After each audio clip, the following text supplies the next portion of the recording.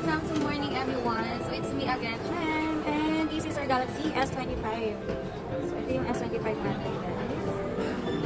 So ngayon, meron akong gustong ipakita sa inyo. So for example, may mga group photos tayo together with friends and family and minsan unsatisfied tayo doon sa kuha natin sa picture. So, ito yung papakita ko sa inyo ngayon guys is yung ating best faces. So, try natin yung best face ni Samsung. So, just open your camera and then enable lang yung ating motion.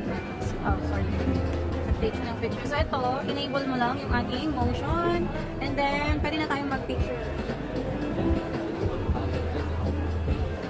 For example, may picture tayo and then nakapikit tayo. Katulad nito, so i-swipe up nyo lang po siya and then, ayan, lalabas na po yung best faces. Nakikita nyo po ba?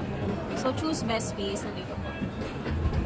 So after po mag-choose ng best face, ayan, so madedetect niya po yung mga best faces natin. So ayan, since nakapikit tayo dyan, kunin natin yung ating best face. Voila! So ayan. Voila! Diba? Ang ganda. Hindi mo na kailangan mag-retake na picture with friends and family. Lalo na kung nagmamadali tayo or nakipicture lang tayo. So ito guys, perfect to para sa'yo. Yun lang for today's video. Thank you so much for watching.